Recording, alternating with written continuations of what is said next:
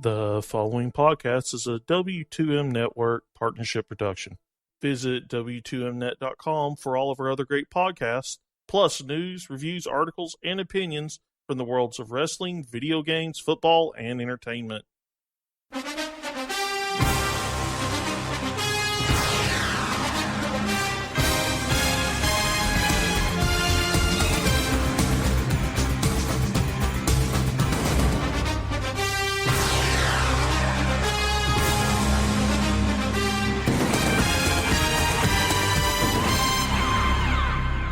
You are now listening to The Football 5, only on the W2M Network. Welcome to The Football 5 alongside Eric Watkins, Dylan Goldman, and Sean Garmer. I'm Stephen Err. So we're going to, as we do every week, we're going to go over the final scores from Week 10. Thursday night, the Ravens beat the Browns 28-7. On Sunday, the Chiefs came back to beat the Panthers 20-17. The Texans beat the Jaguars 24-21. Broncos hold up the Saints 25-23. The Rams beat the Jets in the game of the week 9-6. The Eagles beat the Falcons 24-15. The Bucks run over the Bears 36-10. Titans beat the Packers 47-25. Redskins hold up the Vikings 26-20. The Dolphins beat the Chargers 31-24. Cardinals hold up the Niners 23-20. How about the Cowboys? Beat the Steelers 35-30. Seahawks knock off the Patriots 31-24 Sunday night. And the Giants beat the Bengals 21-20 on Monday night. All right, guys. Takeaways from Week 10. Blair Walsh. Now, supposedly, the Vikings last week worked out 6 different kickers. They decided to keep them. Look what happens. They finally wised up and released them. I thought the league was crazy by making the extra point 33 yards, but between the Steelers now going for 2 in the first quarter, all the crazy misses and other strange events, I can honestly say they knew what they were doing. Yeah, for me, I have 2 main things to take away from this week, and one, it starts with the Tennessee Titans. We all knew coming into the season, and I believe a couple of us said on our season preview show that they were going to be sleepers. Well, they've held true to that statement so far because they currently are 1.5 games behind Houston for the lead in AFC South. They're 5-5, and they're coming off a big win against Green Bay. And I know Green Bay hasn't been all that impressive, but this is still a Packers team that has been the best in the NFL for a long time. And this is a Titans team that has not been at the top for most of the existence of their franchise, at least in the past couple of years. So this was a very important win for them. Marcus Mariota, 19-26, 295 yards, 4 touchdowns, almost a perfect game, especially when you compare it to his counterpart, Aaron Rodgers, who is still talent-wise one of the best in the league, but he threw 51 passes, completing only 31 of them for 371 yards, 2 touchdowns, and 2 interceptions. So, especially in a weak division, Tennessee has a chance to make some noise, and if that isn't the case, then they can definitely get through to the wild card. So watch out for this Titans team as we get closer to the home stretch of the season. And I also wanted to mention that Broncos-Saints game. It came down to the wire. New Orleans could have taken the lead on an extra point. It was blocked and taken back for 2 points. Now, there's a lot of controversy about whether or not he stepped out of bounds. And if you're wearing white cleats and you do not, for a white sideline, and you do not have the camera angles or a camera on the sideline, then you're likely going to get the touchdown call, even if it looks like you stepped out of bounds.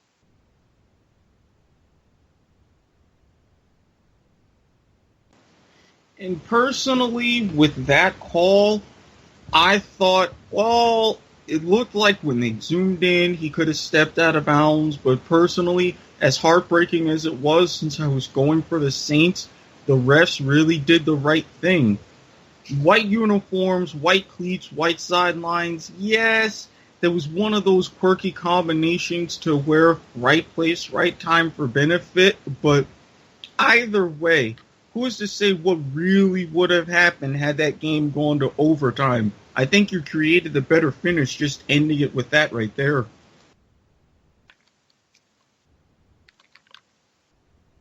I didn't watch the Saints game because it wasn't on my TV, but wow, from what I'm hearing, Wow. Camera angles need to get better. They're doing a better job there catching these things. Yes, the Tennessee Titans, they beat the Packers. They are 5-4, right behind Houston in the AFC South. Nobody's watching this team, and yet they're winning. It's amazing.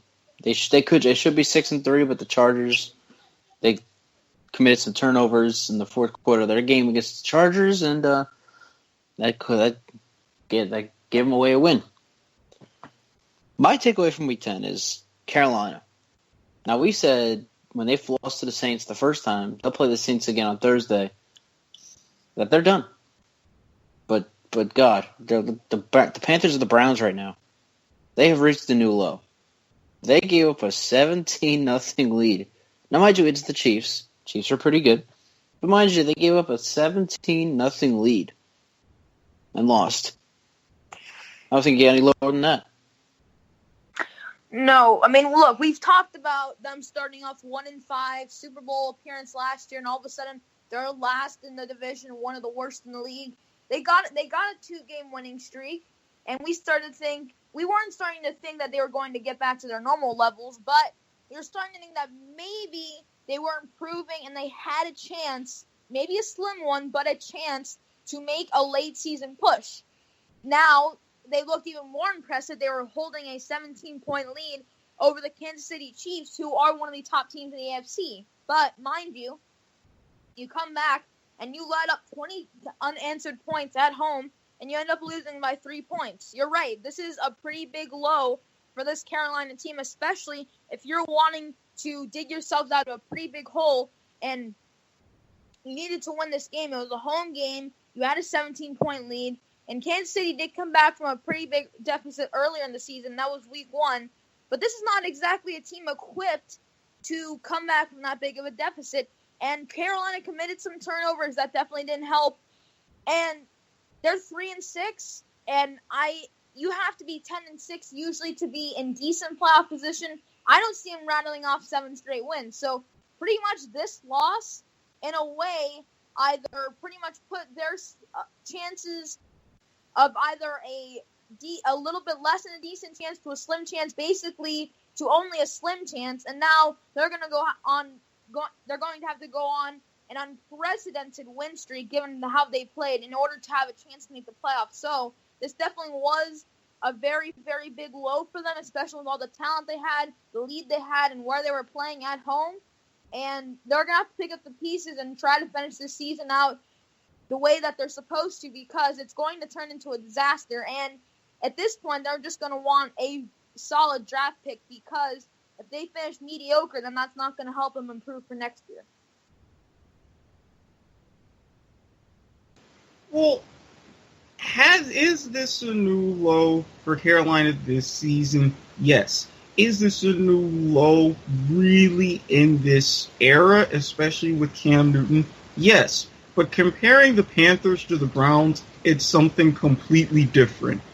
First of all, I've seen a Panthers team with Chris Winkie at quarterback win on opening day and then lose their next 15 games in a row.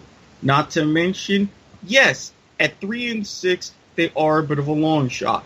But look at what the Chiefs did last year, coming back from 2-5, going to the playoffs. Things like this have happened before. Is it unlikely? Yes, it pretty much is, but there's been darker times in this franchise. As far as the Browns, this is nothing darker. You're 0-10 for the first time ever. Could they go 0-16? I honestly believe so. And if I'm a Browns fan, I say get used to it for at least a couple more years, because with the way that organization is at the top, it's not getting too much better. Yeah, that's what I meant by Panthers are the Browns. They've reached a new low. The Panthers they were 3-5, gave a 17-point lead. The Browns, God, we didn't think they could get any lower than they are. They have, and they did. They're 0-10 after a 28-7 loss to Baltimore. Now, you know, it's very sad that Baltimore is 0-10. Not Baltimore, Cleveland is 0-10, because they have such great talent. And I said this, I believe, in the the preview show, or one of these shows before.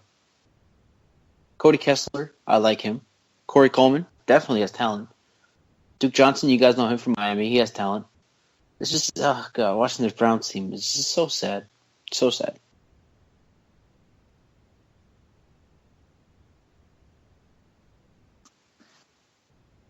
Well, it definitely is sad considering the years upon years in the last decade or so, even longer, especially with the franchise leaving and all the previous instances of when they were very, very good in position to make a Super Bowl.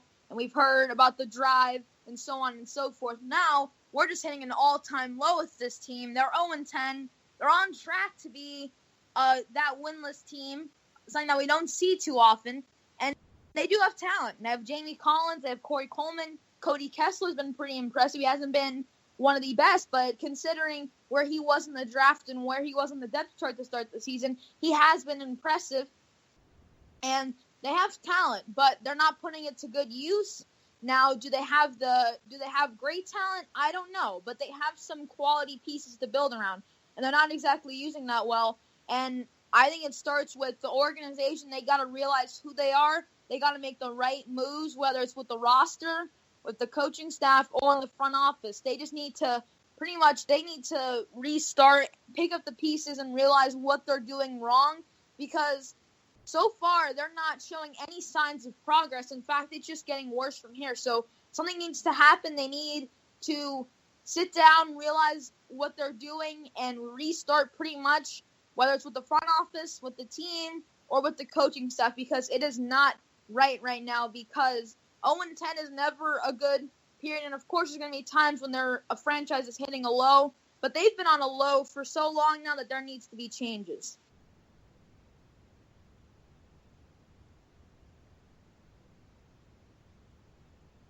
I agree. There definitely needs to be changes done. And the Cleveland organization, and but at this point, they might as well just clean house. Like, God. Like, I don't know. I don't remember, Eric, you might remember better than me, what the Lions did after the 08 season, after they finished 0-16, because the only thing I can remember is that they got Sam Bradford. So for the Cleveland, looking at the draft right now, and it's a little early for that, but looking at the draft, there's two quarterbacks that Cleveland could look at. And, Eric, that's Lamar Jackson out of Louisville. That's Deshaun Watson out of Clemson.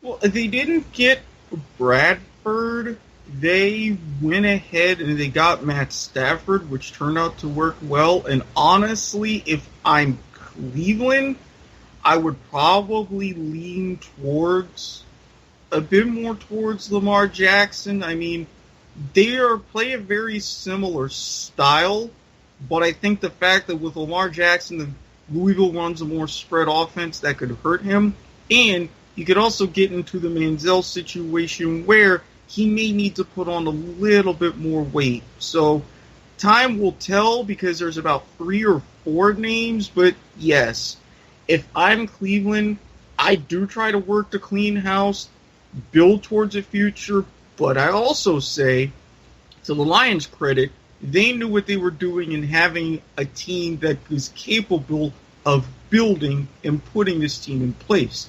Best thing they did was fire Matt Millen. I still don't know if the way the Cleveland front office is set up that they can at least take advantage and begin building. Who knows? Especially now, now they're saying Robert Griffin III could be coming back before the end of the season. That's a bit of a telling move of itself. Now, in regards to the Robert Griffin III move, I know they signed him.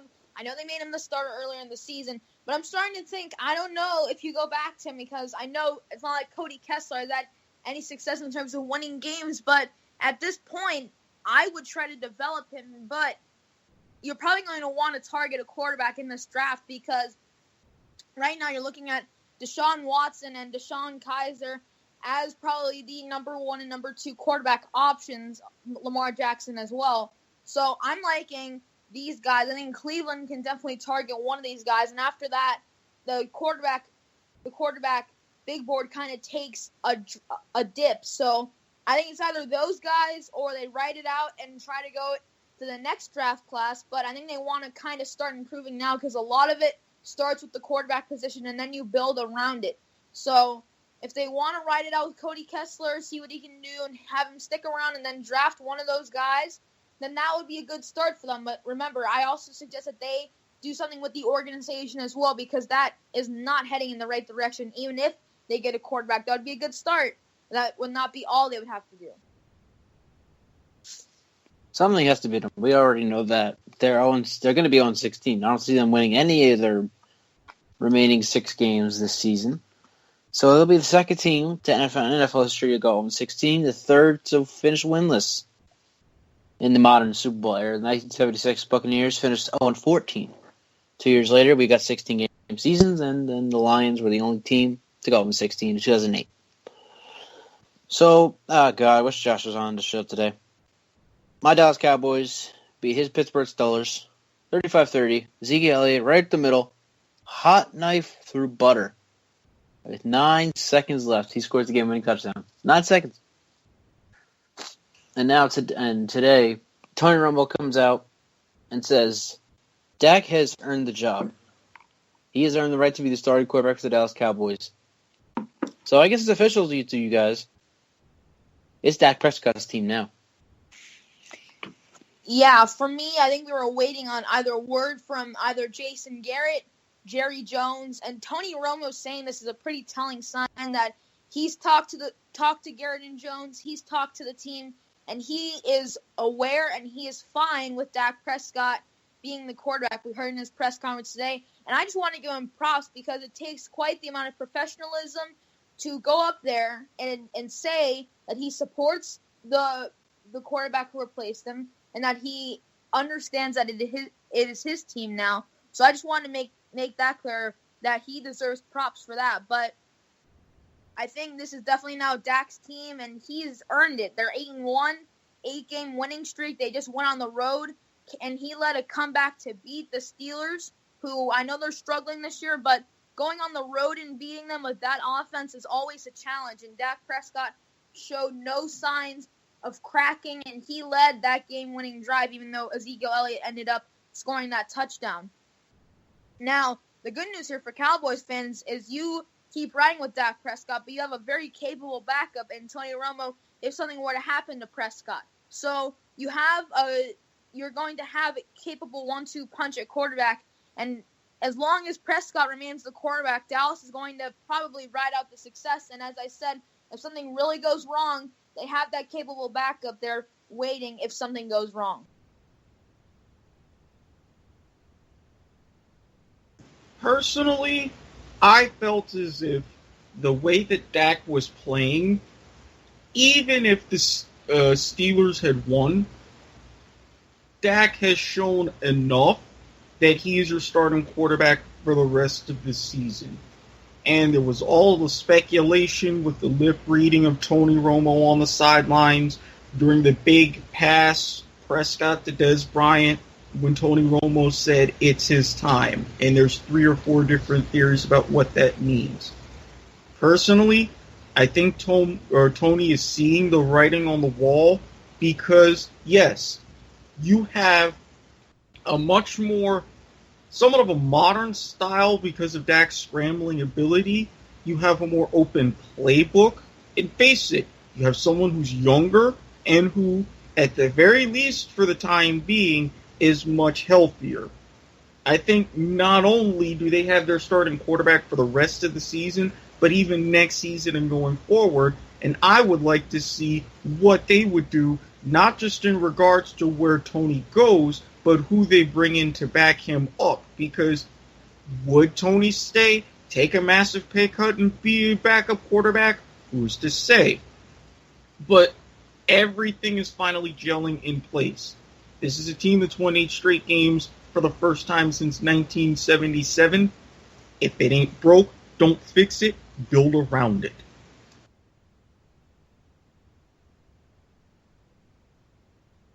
I mean, I'm as a Cowboys fan, as a journalist, I'm happy that this is the way things are going right now.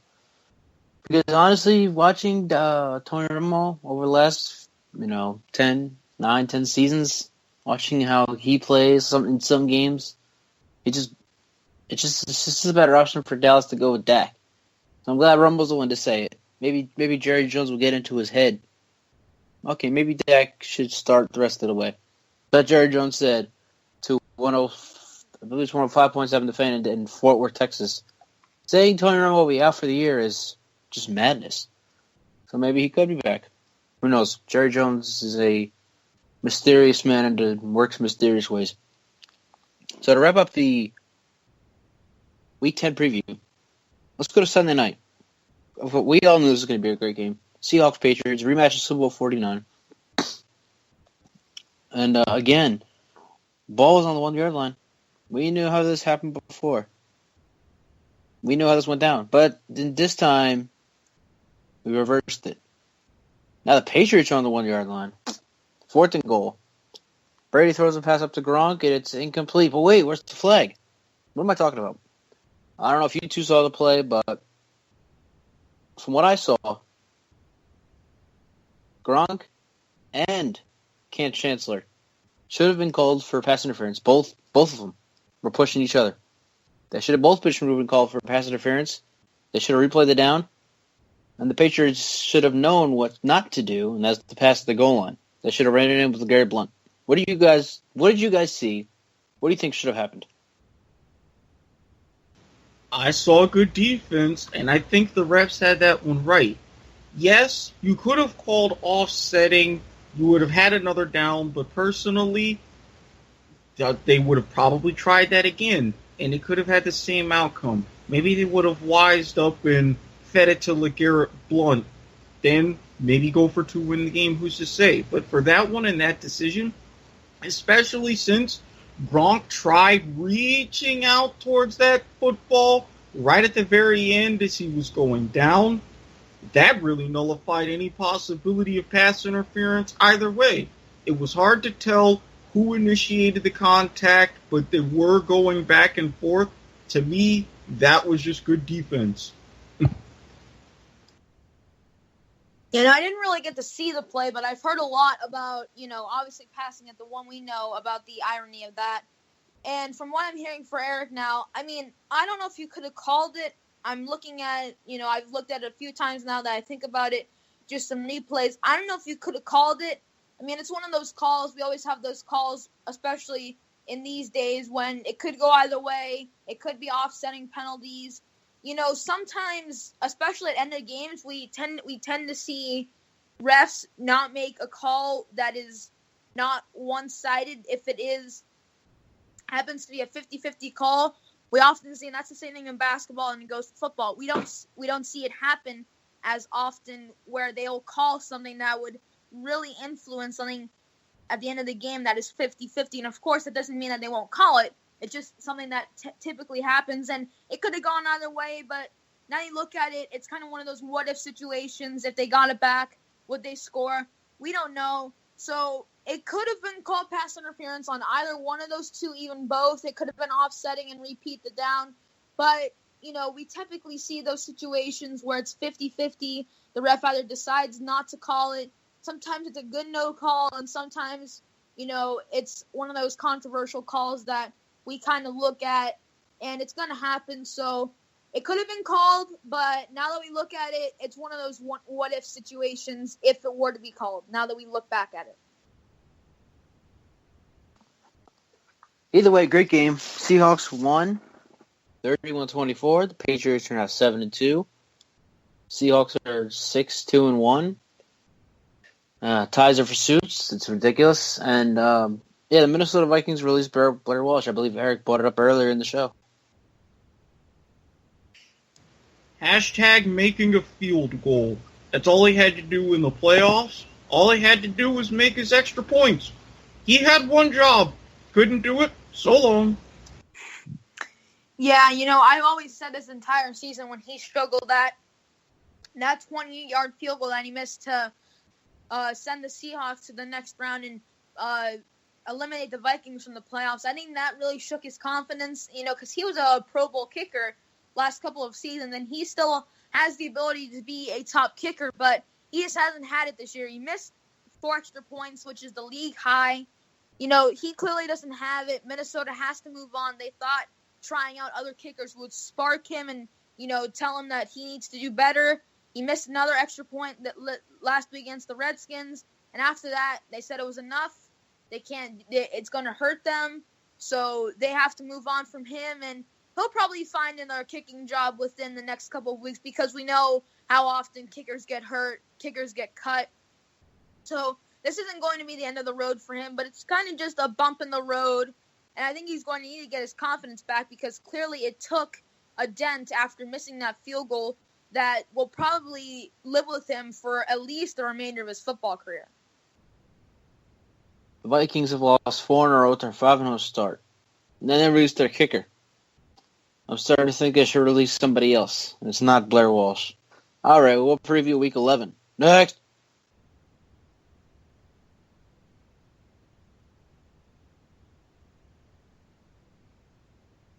Dylan, what are Blake Bortles' first half stats? 299 yards, 2 touchdowns, and interceptions. He could do better than that. He knows it. Rachel, what's the latest on Big Ben's leg injury? His leg is healing. He should return to the game. The Steelers will need him the rest of the way, so that's a big break for them. Eric, what's the score in Glendale? Cardinals lead the Patriots 42-7. We all saw that coming. Josh, how are Joe Flacco and Cisa coming along? I hate to say it, but they're looking good. They had a great game last week, and they're only 1 game out of first place in the AFC North. Don't count them being there that long. Do you want to hear more of that? Listen to the Football 5 every Wednesday at 6 p.m. Eastern Time, only on the W2M Network. Also, follow us on Twitter at the Football 5. Are you an Arena football fan looking for the latest news involving your team? Inside the Arena has you covered. Check us out for the latest news around both the Arena Football League and the Chinese Arena Football League. Read all of our stellar articles at InsideTheArena.org. Also, follow us on Twitter at Inside_Arena and like us on Facebook at Facebook.com/InsideTheArena. If you're in the Pittsburgh area, look up McCrigger Photography on Facebook. That's McKriger Photography. We specialize in senior pictures, portraits, wedding photos, engagement photos, and family photos. Contact us for rates and dates. Would Flex Seal be a better option at your flex position? Do you need a sham wow to clean up the mess you make after your quarterback throws another interception? Then we have the solution for you. I'm Randy Isbell. And I'm Mike Mitchell, and we're here to clean up your fantasy mess with more power than OxyClean. Check out the Fantasy Football to the Max podcast every Monday and Thursday at W2Mnet.com. It's game time, boys, and we know football. Football to the Max is the podcast for you if you want in-depth analysis over the NFL and college football. We preview all the action coming your way over the weekend. And we break down all the big action after it's happened. Plus, we tackle all the big news topics and discuss everything when it comes to the gridiron. So come check out Football to the Max every Tuesday morning and Friday morning on the W2M Network. Welcome back. So the big story for Week 11 is the Los Angeles Rams and their new quarterback, Jared Goff. Now, I don't like it at all. No. All right, Case Keenum does very bad. Even the fans in Los Angeles want Goff. I don't understand it. Goff threw 6 touchdowns against Air Force. Let's remember that. Air Force in a bowl game. And now he's number 1. 2 days ago, after a 9-6 win over the Jets, Jeff Fisher said Keenum's still our starting quarterback. Now they're going to Goff. So obviously this must have came from the front office, but no matter who it came from, no matter who said Goff's time's now, I don't like it. Yeah, look, when we're talking about the Rams, they've never really had an intriguing quarterback option in the last couple of years. Ever since Sam Bradford, they drafted him. He didn't work out too well for them. And now you look at it, Case Keenum, they're 4-5. They're doing all right. But their offense is not going really anywhere. They scored 9 points last week, which was enough for them to win. They won 2 games without scoring a touchdown this year, but still, typically you're going to need to score points, a lot of points, to win. And Jared Goff didn't look too good in the preseason. Apparently, it's taken this long to put him in as a number 1 pick. Apparently, he's not looked too great in practice, but I think Los Angeles is just looking for a spark for their offense because I think they understand if they want to go anywhere over the next couple of weeks and over the next couple of years, they're not going to be able to score 9 points too many times and win games. I think they need to give them a chance because I know they're 4-5 and it's not obviously time to give up yet, but I think they're better off experimenting, seeing how their offense works with Goff and see how he looks, than keep it going with Case Keenum and have your offense be at a mediocre level and scoring 9 points and 17 points and 13 points. That'll be enough to win you some games, but it's not going to be enough to win you most. And they're going to look for a spark.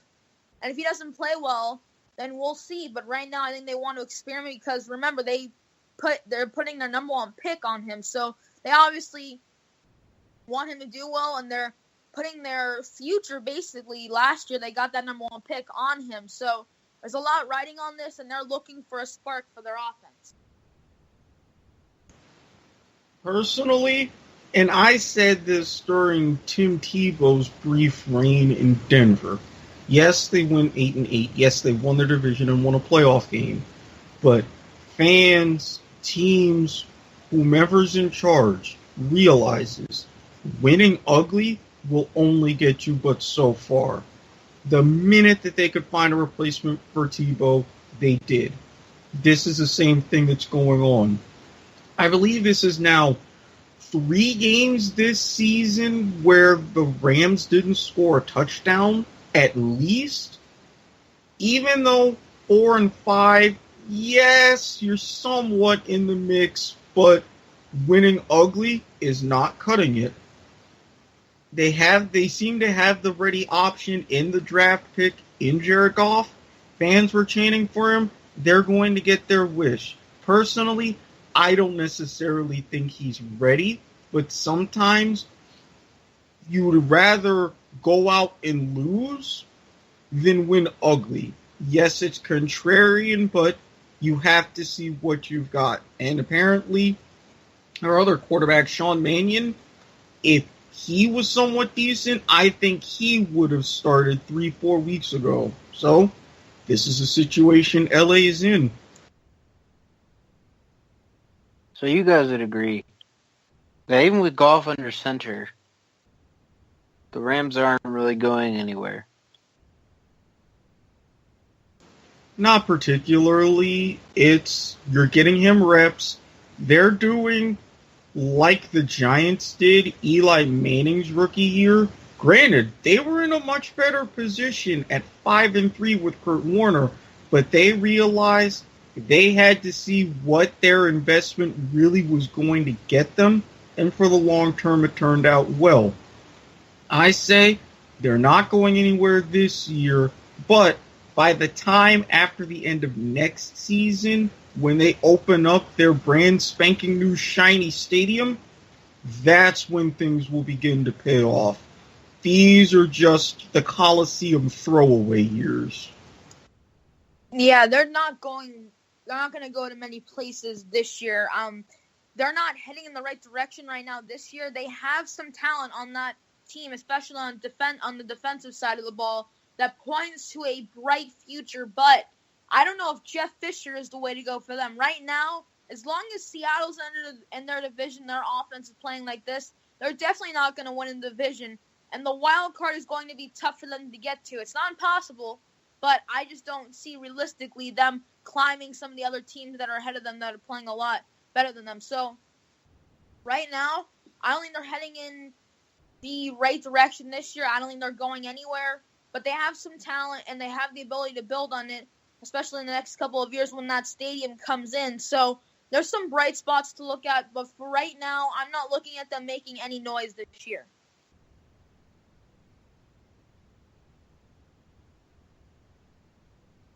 Yeah, neither am I. Especially with Goff under center. Now, I would go ahead and say they should start Sean Mannion, but week 2, even before week 2, Mannion's put as the third string quarterback, which meant Goff was put as backup. So pretty much, as soon as they benched Keenum, that was it for him. That meant Goff would, go on to be the next starting quarterback. But he will start Sunday. They play the Miami Dolphins, which I know you two are fans of, I would say. So it should be interesting to see how that works out. So let's talk to Minnesota Vikings. They lost 4 in a row. I said it before a commercial. They shouldn't have. I mean, yeah, I guess you'd say they should have cut Butterwalls when he missed that kick. But now he's missed 4 extra points, which leads the league. But if you ask me, and I've said this, I believe, multiple times on the show and off the show, there's one guy to blame. Sam Bradford. Because you're not going to win anything with Sam Bradford as your quarterback. Well, he had his points where he was serviceable. And now he's showing the times, like he did with the Rams, like he did with the Eagles, to where he's less than serviceable. The problem here, as good as Bradford looked when the defense was top-notch, now that the defense is getting exposed, now that other teams are starting to go down the field, this is where the more ugly side of Bradford shows up. The shine is now becoming tarnished. And yes, Bradford is not the guy for the long term, but he has been serviceable in a stopgap year until hopefully Teddy Bridgewater gets back next year, hopefully fully recovered and healthy. But while he is a central figure for the offense, there's a lot more working parts. And, as a side note, switching coaches mid-season, no matter what position, never helps. Yeah, I think when they started undefeated, Sam Bradford looked very good. He looked serviceable. He looked like he was going to be able to lead this team. He wasn't doing anything special, but he was doing enough to support the defense that was playing out of their minds to start the year. Now they're coming down to earth, and as a result, their offense is getting even more exposed. They're committing more turnovers. They're losing even more players.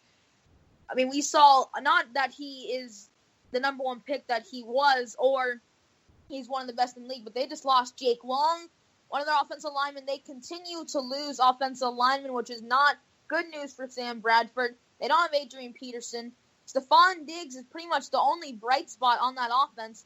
Other than that, they're pretty much relying it all on their defense. And when they fall behind, it is tough for them to come back because their offense is not as capable as it is when they have Bridgewater and Peterson and a healthy offensive line. And their defense is starting to come down to earth a little bit. They really have nowhere to turn. So right now, I think they're just too injury-plagued to really make progress. I think this was they got off to an incredible start, but now they're playing at the level that we thought they'd play at the very beginning of the season. So for me, I think they don't have, I hate to say this, but I don't know if it's going to be this year. I think they have to wait for their pieces to get healthy because their offense is just in flames and their defense is not at the world beaters level that was carrying them for the first 5 games of the season. So right now, there's not much light at the end of the tunnel for the Vikings. But even after winning the division last year, that 5-0 start kind of buoyed them because even though now they're sitting at 5-4, you could realistically see 8-8, 9-7, while it would potentially, if through some miracle they do make it to the playoffs and it would be a first-round exit, you did not regress that far back. And as Dylan mentioned, when you have the pieces healthier, you have a lot of top-level talent, especially on the defensive side of the ball. What I would be interested in, not just for the remainder of this season, but going into next season, when Teddy Bridgewater comes back, who is his offensive coordinator going to be? Norv Turner had his disagreements with Mike Zimmer, he left. Clearly, they don't have the pieces, although Asiata is very capable, is like a running back, fullback hybrid, to play the kind of smash mouth that Shermer wants. So that's going to be one of the bigger mysteries going into next season. How is this offense going to look even with healthy pieces? So this is something to keep an eye on, especially depending on what the Vikings want to do in free agency. There's just too many extra question marks that have come up that really don't need to be there right now.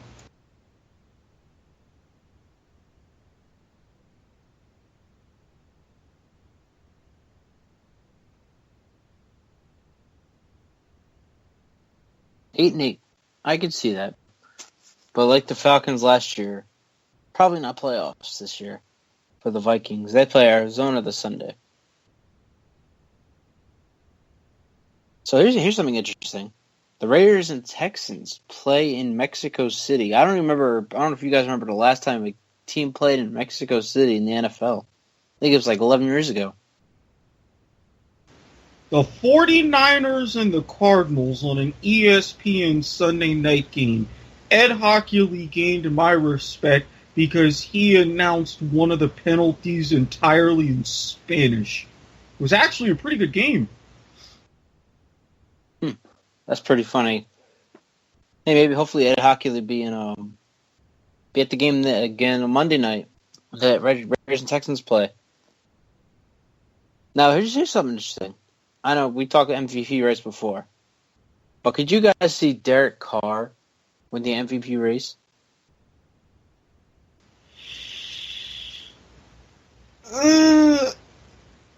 It would be a close race, but honestly, with how young he is and the fact that this really wasn't as expected, more people were leaning towards the sophomore slump.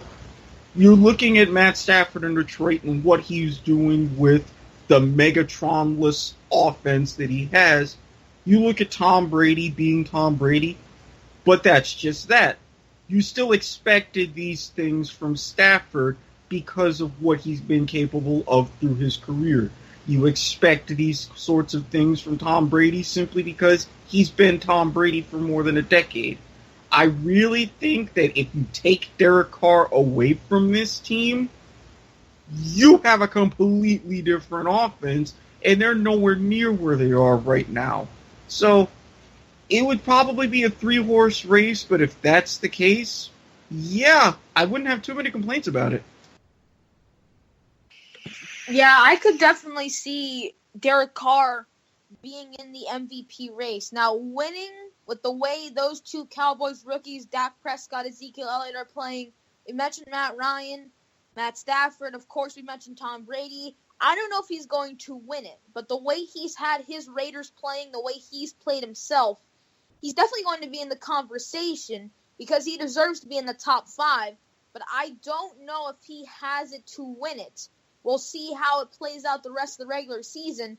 Right now, I have him behind a couple of people, so I don't know if he's going to win it, but he has a chance, and he definitely, I think, will be in the conversation to win the award.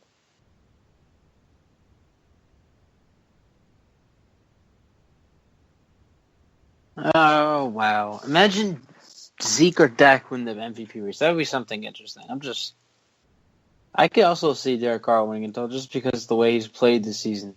We kind of expected the Raiders to play this way with the team they have, with him, Michael Crabtree, and Amari Cooper. But imagine him winning the MVP race. That would be something. Okay. So this show is not gone the way we hoped, obviously. So we're just going to go straight to our picks now. So we'll start with Eric. Close game, blowout game, and upset of the week. You know what? There are certain teams that I really have to just stop having faith in for the rest of the season. My blowout game is going to reflect that. I picked this team. I've been following them since their beginnings. I thought that the last week they would pull it out, but no. I end up with even further disappointment. Yes, my hometown Jacksonville Jaguars. I've tried loving them. I've tried making some excuses for them. I've even seen on Good Morning Football and practically cursed the guy out for throwing in comparisons to Limp Bizkit and saying we're so close to Georgia and we should be thankful that we have all kinds of peaches. But no, I can't take it anymore. They're going to go to Detroit. It's going to get ugly very fast. There may be a quarterback change. I don't know. But I know that for my blowout, it's going to be the Lions over the Jaguars. My close game. Given how well the Buccaneers have played and come together, especially Jameis Winston stepping his game up, I think that they could go on the road against the Kansas City team that's still on fire and at the very least make it competitive. Now, granted, the Chiefs, especially with what's been happening the past few weeks, I see them pulling it out, but they're going to give one hell of a game, especially if Mike Evans, through all of his controversies and issues, can actually focus on being a wide receiver and actually take time to learn politics in his off time. As far as an upset, now officially, I'm not picking this as an upset. I'm not. But if this were to happen, I would not be surprised. Rams-Dolphins. The Dolphins have been, over the past 4 weeks or so, somewhat schizophrenic. Especially when Jay Ajayi's on fire, Tannehill magically can find his receivers, they win games, and especially with how they did against the Chargers, Kiko Alonso sealing it, they show you their best. But this is LA, they've got a wild card in Jared Goff, and to be fair, their defense, even when playing some weak offenses, is actually somewhat formidable. I think they could cause a little bit of confusion for Tannehill. So if I had to pick one game to be something of an upset, I think it would be the Rams surprising everybody and beating the Dolphins. And Dylan? All right, so my blowout game of the week, I know I'm kind of being generic and what you'd probably expect to be my blowout game of the week, but it's hard to pick blowouts, and I'm going to go with the probably most obvious one on the ticket here. The New England Patriots, we know they lost last week to the Seahawks. They're a tough team. We know it was at home. But I think they're going to bounce back. I think they're going to be angry. Tom Brady threw his first interception of the season, and they're going to travel to face a 49ers team that's 1-8. Now, a West Coast trip for an East Coast team is never the easiest of things. But New England is going to be mad, and they're a 13-point favorite, largest of the week. I think they're going to come in, and they're going to dominate early and often. So, and Eric Reed's quote today might have just added a little fuel to the fire, although I don't think New England needed any of it. They're probably not going to have Rob Gronkowski punctured as long, and he's not cleared to travel. So they're going to have Martellus Bennett. We saw what he's been able to do earlier in the season. I think they're going to come in, and they're going to stomp on the San Francisco 49ers because they cannot move the ball, and they cannot stop most people. They've remained close in some games, but I see the Patriots being mad, and I see them wanting to take it out on the 49ers. So I'm going to have the Patriots beating the 49ers pretty badly in my blowout game of the week. For my upset of the week, I don't know how much to your eyes is it an upset, but according to Vegas, this would be an upset. Carolina enters as a 3.5-point favorite on Thursday night, but I'm going to take the Saints in this pick. I think Carolina's 3-6. They did not look very good last week. They blew a 17-point lead. And New Orleans went toe-to-toe with the defending Super Bowl champions, and controversial extra point calls aside, they're beating the Broncos, and they are 5-4 right now, 4-5. They're right in the thick of the playoff race, and they're going to have a lot to play for, and so will Carolina. But I have New Orleans with their offense coming in and having a field day with that porous Carolina secondary, and I think that they pull off the upset. They come into Carolina, and they pick up a big divisional win. Now, finally, for my close game of the week, I'm going to go to Washington, D.C., or Maryland to be more accurate. The Redskins are playing the Packers on Sunday Night Football. The Redskins have not done anything spectacular this year, but they're 5-3-1. They found a way to win games. The Packers are 4-5, and they are struggling here as we enter the home stretch of the season. We're getting close to it. They're 4-5. They got blown out by the Tennessee Titans last week. And they don't have much of a running game, and they're going to want to turn their season around. But as long as they have James Starks as their starting running back, they've done this before. We know how they had Ryan Grant when they went on their Super Bowl run. But I don't see them coming into Landover and beating Washington. I think it's going to be a close game. Green Bay is going to want that win badly to turn their season around. But in a very close game, by a touchdown or a field goal, I'm going to take Washington. All right, I'll start off my blowout because it seems pretty obvious to me. There's no way the Jaguars have a chance against the Lions. In a battle of the big cats, the Lion is the god. It's like predator and prey right here. The Lion is obviously the predator. The Jaguars the prey. The Lions are hot. The Jaguars are not. So, yeah, the Lions they're going to declaw the Jaguars in this game. It's going to be ugly. Oh, God, ugly. Close game of the week, I'm going with the Dallas Cowboys and the Baltimore Ravens.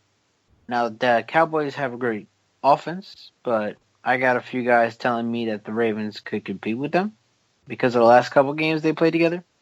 Well, I say, bring it on. I feel like the Ravens are banged up. I feel like they can't compete with the Cowboys, but we shall see on Sunday. So I'll go with that as my close game. Upset of the week, I'm not saying they're going to win. But just imagine. Packers go into Landover and pull out a win against the Redskins. My eyes, because how the Packers have been slacking and the Redskins have been hot, that will be an upset. Green Bay going to Washington, pulling out the road win again, just like they did back in the wild card. That will be an upset in my book. So that is going to do it here for the Football 5. Eric Watkins, Dylan Goldman, I'm Stephen Err. Enjoy Week 11. We'll be back next week to recap it all and preview Week 12.